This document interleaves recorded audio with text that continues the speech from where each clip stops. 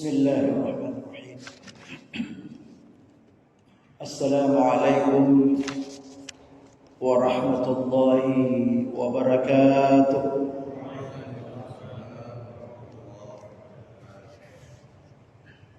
Alhamdulillah. Alhamdulillah. Nasta'inuhu wa nastaghfiruh. ونعوذ بالله من شرور أنفسنا ومن سيئات أعمالنا من يهده الله فلا مضل له ومن يضلله فلا هادي له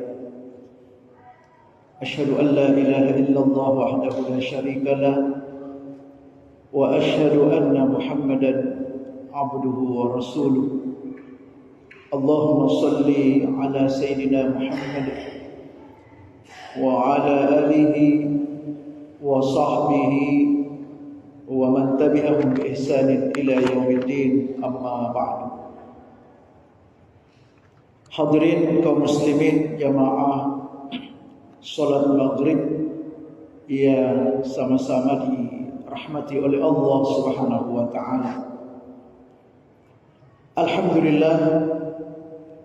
Pertama-tama mari kita panjatkan puji dan syukur kehadirat Allah Subhanahu wa taala, karena atas izinnya lah sehingga pada malam ini kita kembali lagi dapat melaksanakan kewajiban kita selaku hamba Allah Subhanahu wa taala, dan sekaligus kita membuktikan kecintaan kita kepada Rasulullah sallallahu alaihi wasallam. Salawat serta salam mari bersama-sama kita peruntukkan kepada junjungan Nabi besar Nabi Allah Muhammad sallallahu alaihi wasallam. Hadirin yang dimuliakan oleh Allah Subhanahu wa taala, insyaallah pada malam ini kita akan lanjutkan kajian tafsir Ibnu Katsir, dan kali ini kita akan masuk pada surah yang baru, yaitu surat Al-Baqarah. Jadi surat Al-Baqarah ini adalah surat yang kedua dalam urutan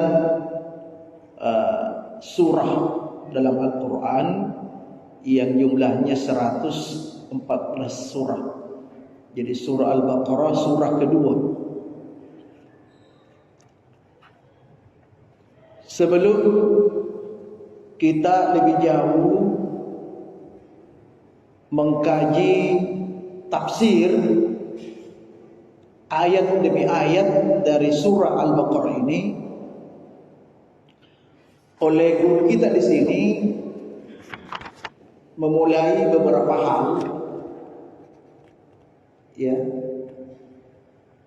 Jadi di sini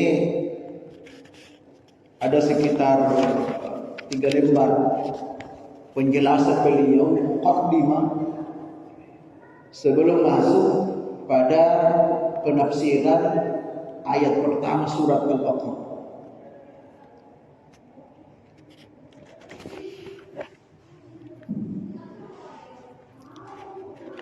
Surah Al-Baqarah ini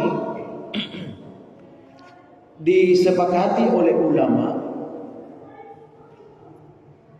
itu turun atau disebut dengan surah Al-Madaniyah, ya, surah Madaniyah, karena secara garis besar, ya, surah dalam Al-Quran itu ada dua. Jadi ada surah Madaniyah, ada juga surah Makkiyah, atau ada ayat Madaniyah atau ada ayat Makkiyah. Apa yang disebut dengan surat atau ayat Makkiyah? Yaitu ayat atau surah yang turun kepada Rasulullah sebelum Nabi hijrah. Itu namanya Makkiyah. Itu diambil dari kata Mekah. Ya. Memang diambil dari kata Mekah, tapi bukan berarti ayat itu atau surah itu turun di Mekah semuanya dah. Ya, jadi penekanannya di sini ayat Makkiyah atau surah Makkiyah, semua ayat atau surah turun kepada beliau sebelum Nabi hijrah ke Madinah. Ya, jadi sebelum Nabi hijrah ke Madinah itu semuanya disebut Makkiyah. Sementara ayat yang turun kepada Rasulullah SAW setelah Nabi hijrah ke Madinah, sekalipun Nabi nantinya akan ke Mekah, ya kan? Nabi kan hijrah dulu ke Madinah. Ya, setelah lama tinggal di Madinah, akhirnya ke Mekah untuk pembebasan kota Mekah. Sehingga turun ayat idza jaa nasrullahi wal fath. Ketika Nabi kembali ke Mekah, ada ayat yang turun, itu tetap masih disebut Madaniyah. Ya, sekalipun turun di Mekah. Karena yang dilihat di sini bukan tempatnya, tapi pra atau pasca hijrah. Jadi yang dilihat hijrahnya itu. Nah, sepakat ulama surat Al-Baqarah ini turun atau disebut dengan surah Madaniyah. Artinya ini ayat, ini surah nanti Nabi setelah hijrah baru turun ini ayat.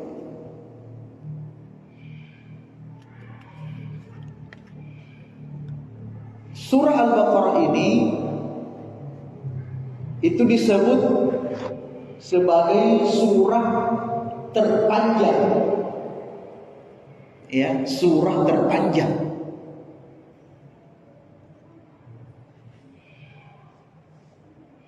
Itu kalau mau dihitung dari 30 juz, surah Al-Baqarah itu 2,5 juz. Itu panjangnya itu. Ya, 2,5 juz. Terdiri dari 286 ayat. Ya, jadi 286 ayatnya itu surah Al-Baqarah. Ya, secara termasuk surat terpanjang. Bahkan di dalam surah Al-Baqarah bukan hanya surahnya terpanjang, tetapi ada satu ayat dalam surah Al-Baqarah ayatnya ayat terpanjang. Ya, ayat terpanjang dari 30 juz itu. Jadi surah Al-Baqarah itu surah terpanjang dari 30 juz. Kemudian di situ juga ada ayat terpanjang dari 30 juz. Dari 666 ayat, satu ayat itu paling panjang di surah Al-Baqarah. Ya, jadi panjangnya itu satu halaman full. Ya, satu halaman full. Ya, berbeda ayat-ayat yang lain, yang ada yang satu baris, ada yang 2 baris, 3 baris, 4 baris, tapi ini satu full halaman.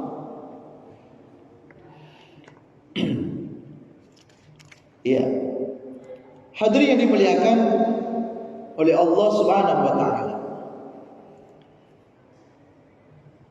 Surah ini disebut Al-Baqarah. Disebut Al-Baqarah. Dalam ilmu ulum tafsir disebutkan bahwa penamaan satu surah itu, ya, kalau surah dalam Al-Quran itu ada beberapa bentuk kenapa surah itu dinamakan ini.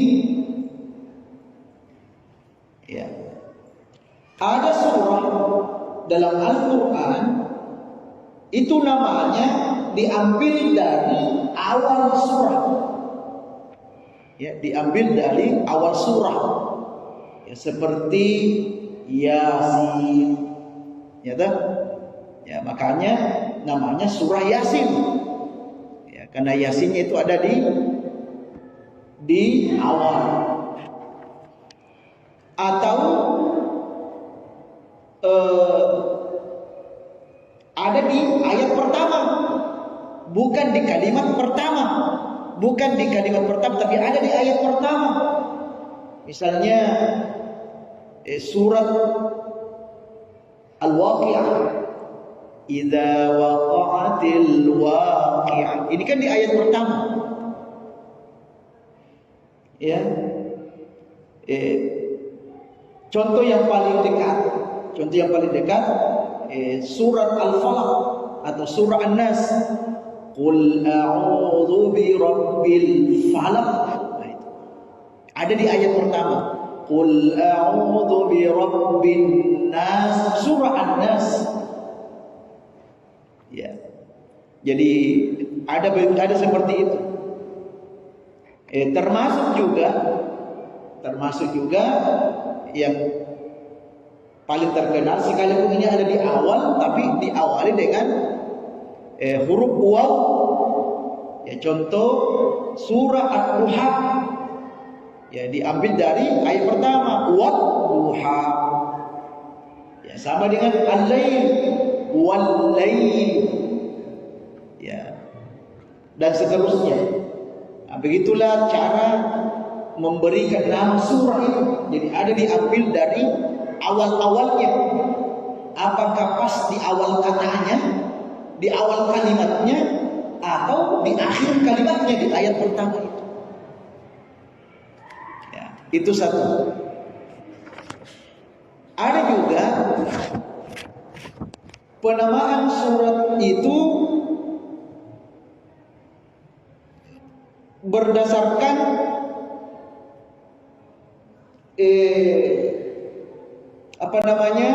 isinya itu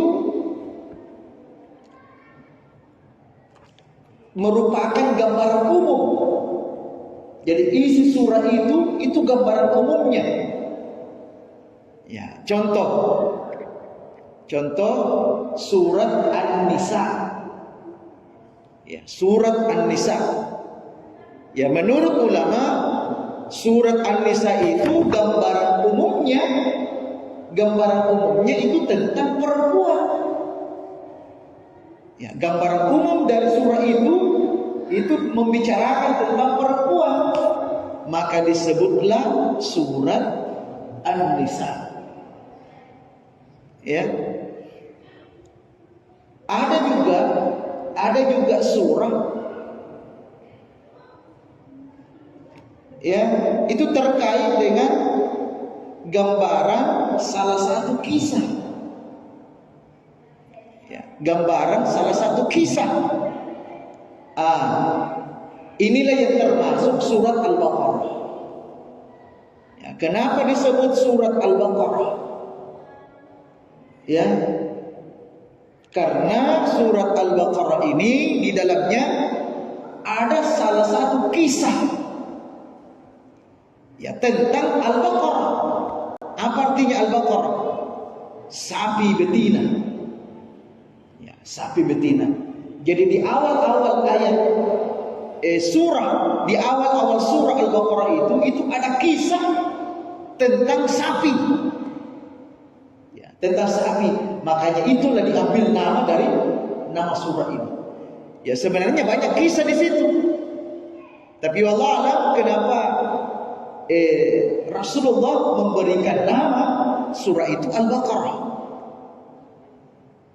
Ya, itu pasti ada hikmah itu. Padahal kita tahu di situ ada beberapa kisah, ya, di dalam surah Al-Baqarah. Tapi diambil kisah tentang sapi betina itu. Nah, sebenarnya bagaimana kisahnya? Ini perlu kita paham ini. Jadi untuk pertemuan pertama ini ya kita berkenalan dulu dengan surah Al-Baqarah. Ya, termasuk kenapa namanya surat Al-Baqarah. Ya. Ya, ada satu kisah ini sebelum diberikan nama surat Al-Baqarah. Ya, jadi ada satu kisah pada zaman Bani Israel ini itu terjadi pembunuhan. Ya, terjadi pembunuhan. Ya, ada satu sumber mengatakan yang dibunuh ini adalah seorang kaya raya. Ya, seorang kaya raya, tapi dia tidak punya keturunan. Dia tidak punya keturunan, dia hanya bersama dengan keponakannya. Anak dari saudaranya itu pun saudaranya sudah meninggal. Nah, ini si anak karena melihat omnya ini kaya dan dia mau cepat miliki hartanya, akhirnya dia bunuh dia punya om. Ya, biasanya kan begini Pak ya. Biasanya ada terjadi kasus begini. Mentang-mentang dia sebagai pewaris tunggal, ya dia sudah tahu, dia pernah belajar fikih mawaris. Ya, setelah dilihat semua ahli waris, dia penerima tunggal harta kewarisan. Ya, karena dia sudah tidak sabaran memiliki harta itu, diam-diam dia bunuh yang punya harta itu. Apakah dia bunuh secara langsung ataupun tidak langsung? Ya, itu maunya supaya cepat dapat harta. Ya, padahal sebenarnya kalau mau merujuk kepada hukum Islam, ya, hukum kewarisan, betul dia itu adalah hak. Dia itu adalah pewaris tunggal, tetapi karena dia membunuh, dia sebagai pembunuh, apakah dia membunuh secara langsung atau tidak langsung, maka secara hukum kewarisan dia tidak dapat sama sekali. Jadi niatnya mau dapat cepat, pada akhirnya dia tidak dapat sedikit pun. 1 rupiah pun dia tidak bisa mendapatkan harta warisan. Nah, jadilah beginilah ceritanya. Setelah dibunuh pamannya ini, akhirnya dia bawa jenazahnya ini di depan orang Bani Israel. Ini mungkin tengah malam ini orang semua sudah tidur. Dia bawa ke situ. Pagi-pagi gempar. Ya, ada orang yang dibunuh dan orang itu ada di depan rumahnya si A. Boleh jadi dia yang bunuh ini. Ya, tetapi yang bersangkutan mengatakan, saya tidak tahu apa-apa ini. Akhirnya menjadi misteri ini. Siapa pembunuh? Ya, siapa pembunuh si orang kaya ini? Tidak bisa, tidak ada yang mendapatkan bukti bahwa ini yang bunuh. Tidak ada. Akhirnya salah seorang dari antara mereka mengatakan, kalau begitu kita pergi ke Musa. Ya, dia panggil Musa. Ya, karena ada di antara mereka yang tidak beriman juga. Ya, coba minta, ya, kita ketemu Musa itu. Ya, kemudian kita minta berdoa kepada Tuhannya. Ya, untuk menemukan siapa pembunuh ini. Walhasil ketemulah dengan Nabi Musa ini. Nabi Musa alaihissalam lalu berdoa kepada Allah. Dan doanya ini diabadikan dalam surah Al-Baqarah. Nanti rincian kisahnya kita akan jelaskan tafsirnya. Tapi secara singkat di sini disebutkan, di sini diceritakan mulai dari ayat 62. Ya, mulai dari 67. Ya, mulai dari ayat 67 disitulah diceritakan.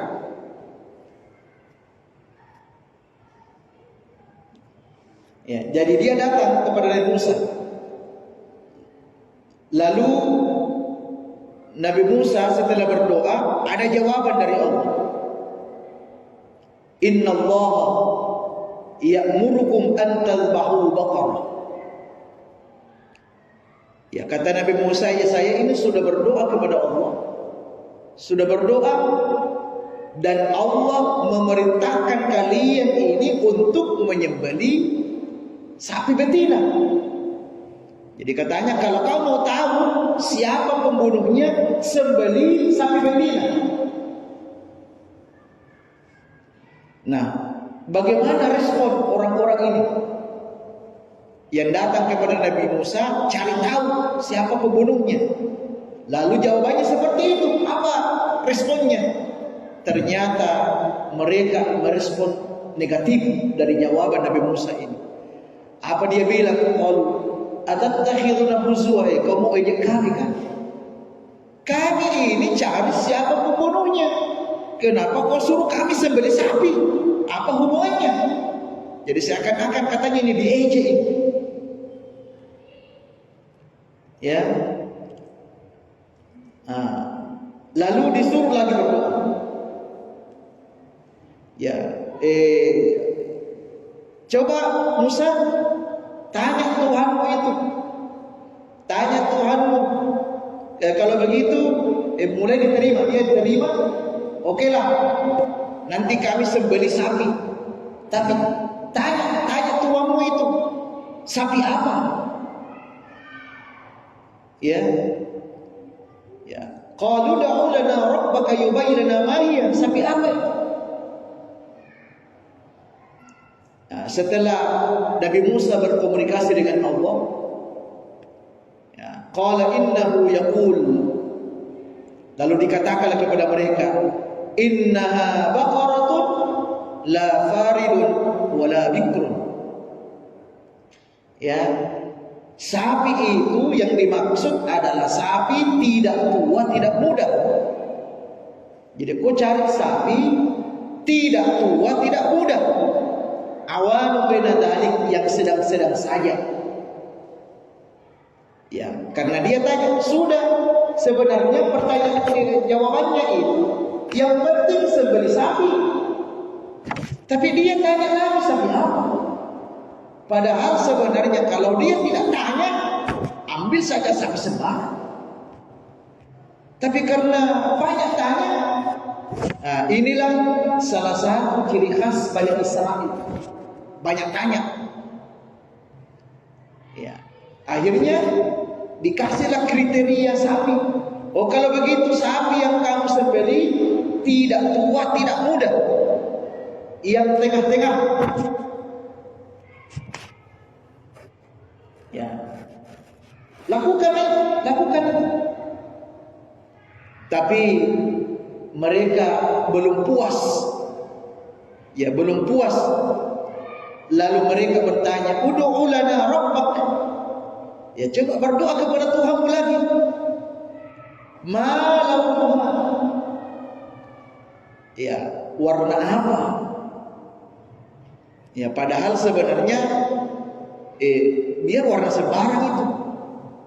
Yang penting sedang-sedang umurnya. Nah, tapi dia banyak tanya, warna apa? Nah, akhirnya dijawab lagi setelah Nabi Musa berkomunikasi dengan Allah, dijawab lagi. Innaha baqaratun safra faqi'un launuha. Ya, itu sapi warnanya kekuning-kuningan. Ya, faqi'ul launuha, kuning tua. Oh, sudah mulai yang tadinya sapi apa saja, ya biar tua, biar muda, yang penting sapi. Tapi dia tanya lagi sapi apa? Akhirnya ada kriteria pertama. Karena dia tanya, dijelaskanlah, tidak tua, tidak muda. Sudah ada begini, masih banyak ini. Dia tanya lagi, warnanya apa? Oh, dijawab oleh Allah, cari warna kuning, kuning tua. Sapi-sapi begini sudah mulai terbatas. Ya, karena tidak semua sapi itu warnanya kekuning-kuningan, apalagi kuning tua.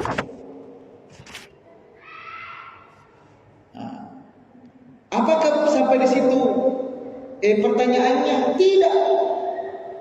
Dia masih bertanya lagi. Ud'u lana rabbaka yubayyin lana ma hiya. Wahai Musa, coba berdoa lagi sama Tuhanmu itu.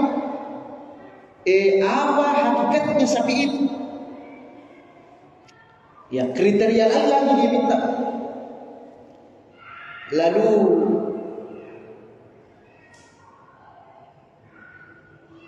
dijawablah,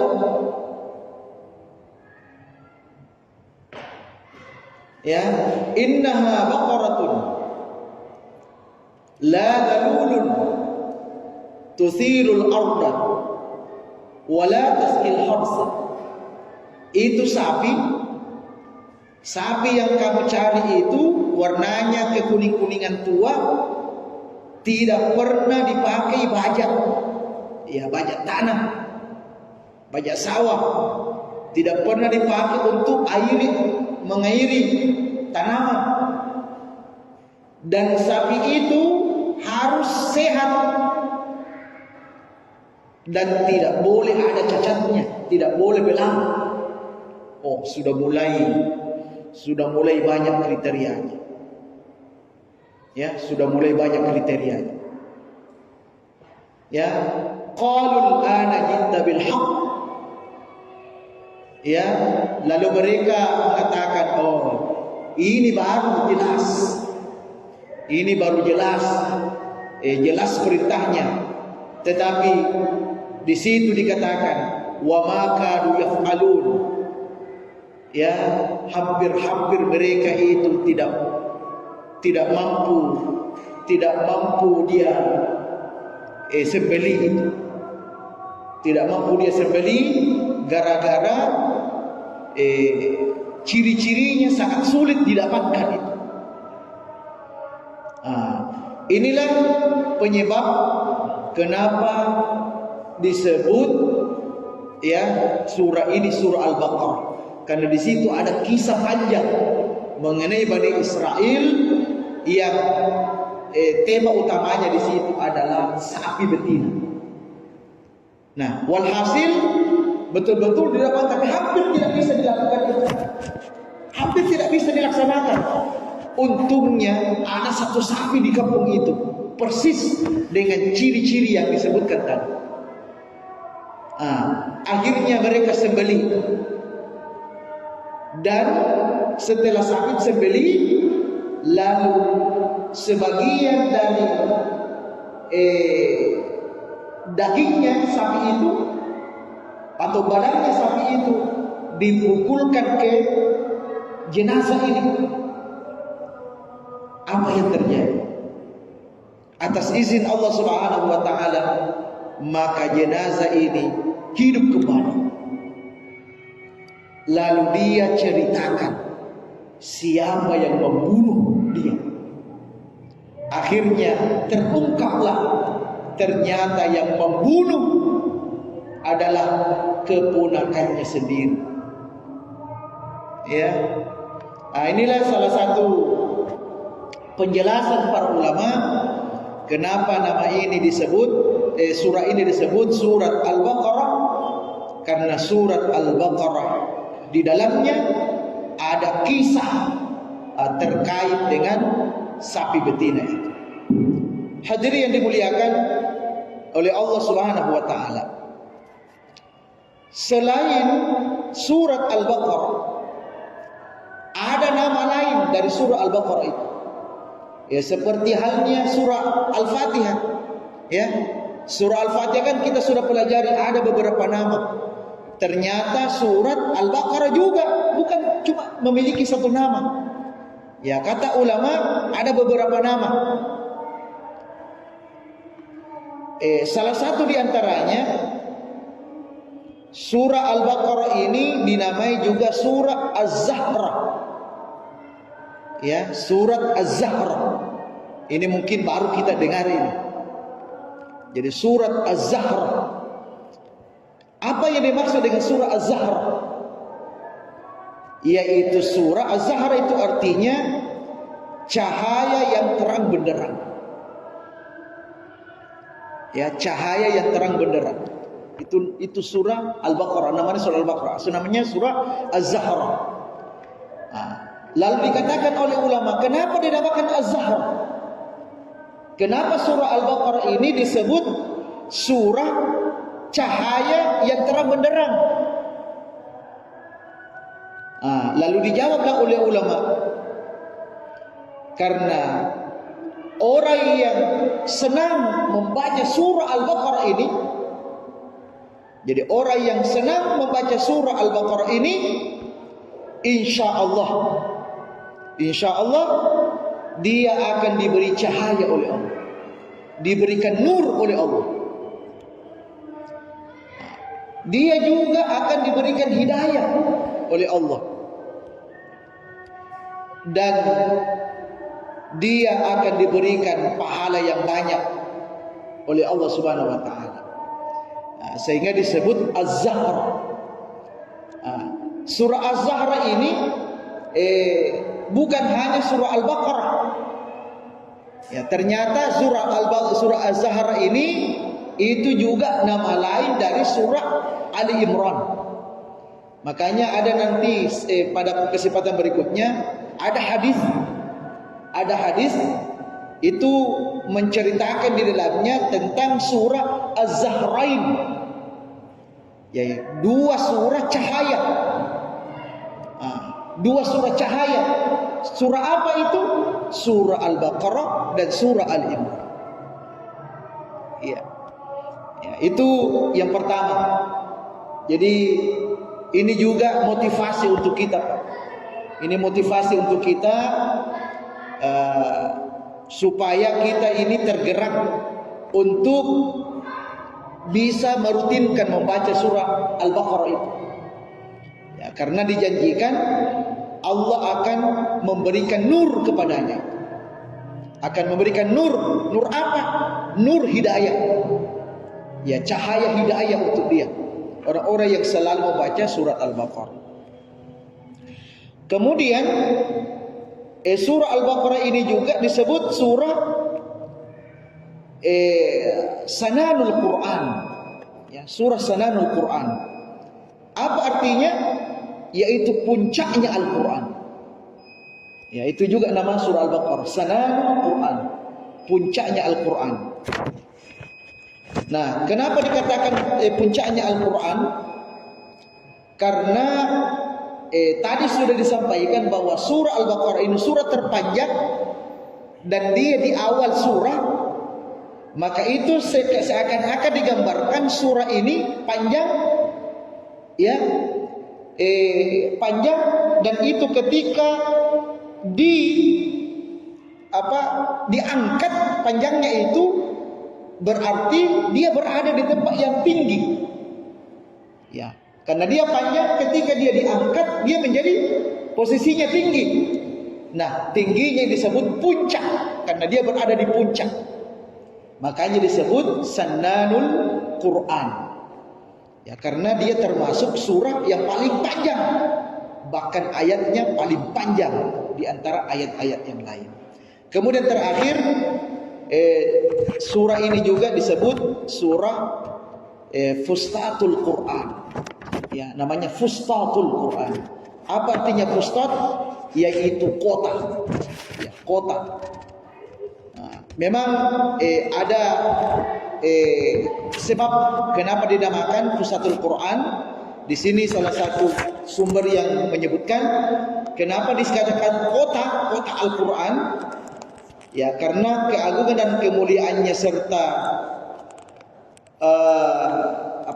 kandungan isinya itu mencakup berbagai macam hukum nasihat yang tidak bisa disebutkan, yang tidak tersebut di surah-surah yang lain.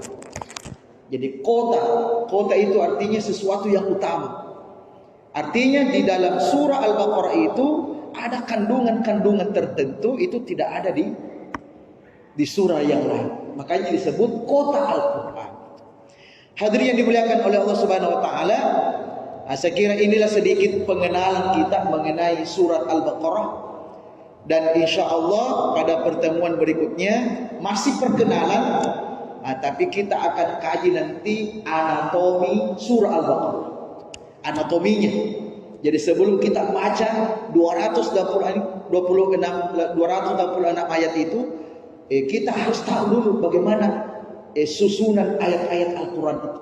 Anatomi Al-Quran, anatomi surah Al-Baqarah seperti apa. Ya, sehingga kita ketika baca surah Al-Baqarah sudah terbayang, oh isinya ini, isinya ini. Ya, insyaallah itu nanti pada pertemuan berikutnya kita akan jelaskan ya, sebagaimana disebutkan dalam kitab ini. Mari kita tutup dengan sama-sama baca doa kafaratul majlis. Subhanakallahumma wa bihamdika asyhadu an la ilaha illa anta astaghfiruka wa atubu ilaik. Wabillahi taufiq wa da'wati wal irsyad. Wassalamu alaikum warahmatullahi wabarakatuh.